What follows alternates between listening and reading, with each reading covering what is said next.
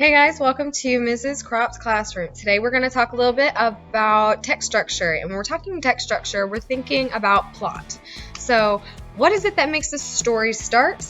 What is it that makes it interesting, and how does it end? And within the plot, what is it that is important to notice? What is it that we're focusing on, and why are stories interesting or not interesting based on plot?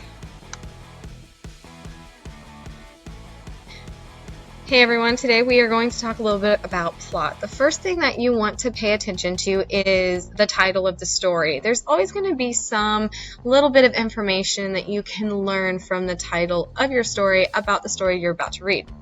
Also, your author. It's always important to know who your author was, when they lived, and where they lived, because a lot of times our authors are going to put cultural things in the stories, and you may not understand that if you don't know who the author is. Then you want to look at your protagonist and your antagonist. Your protagonist is going to be the main character. This is often the narrator, or if the story is written in third person, it's going to be the person that the narrator hangs out around the most. Even if this is a bad person or morally corrupt person or anything like that, they're still the protagonist because they are the main character. The antagonist is the person or the events or obstacles that the protagonist has to work through. So your antagonist, not always going to be a person, guys. Make sure you understand that. So at the beginning of a story, we have our exposition. This is the beginning. This is where we are told what part of the story, where the story takes place. This is where we see what the mood is like, what the families are up to, what's going on in the world of this story. And it's also where we are introduced to all our characters. Then, right at the end of the exposition, we get our conflict. The conflict is going to be the obstacle or the issues that start to build up in the story. What is it that the character, that our protagonist is going to have to work through? What happens?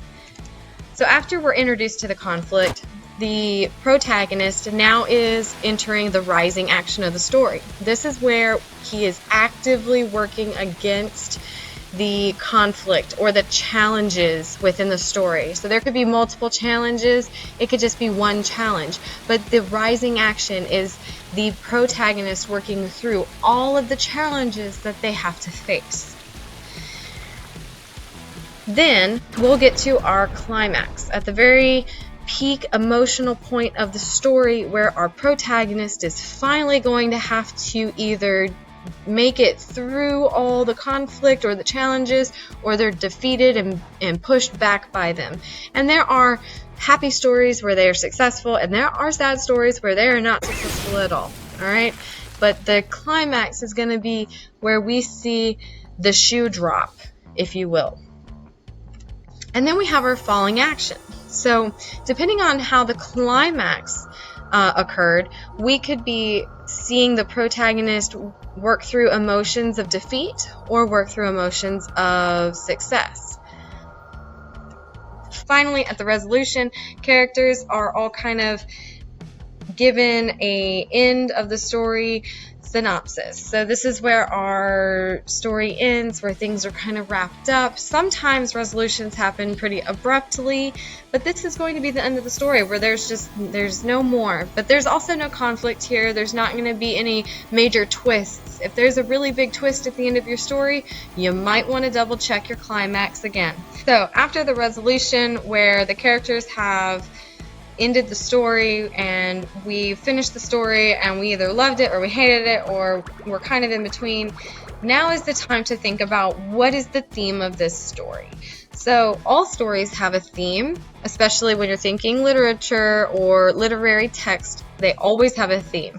Theme is that general statement about humanity that is being made through the text. Now, sometimes texts are satirical and they want to criticize humanity, and sometimes texts are inspirational and they want to paint the human race as this wonderful, passionate being. But you're not going to be able to find the theme until you've actually hit the end of the story. So once you've made it all the way through the story and you've been able to associate all the different parts of the story, that's when you're going to be able to finally look at the story as a whole and think to yourself, what is the theme? What is the moral of the story here? Now, I use the word moral not because it is a synonym for theme, because it is not.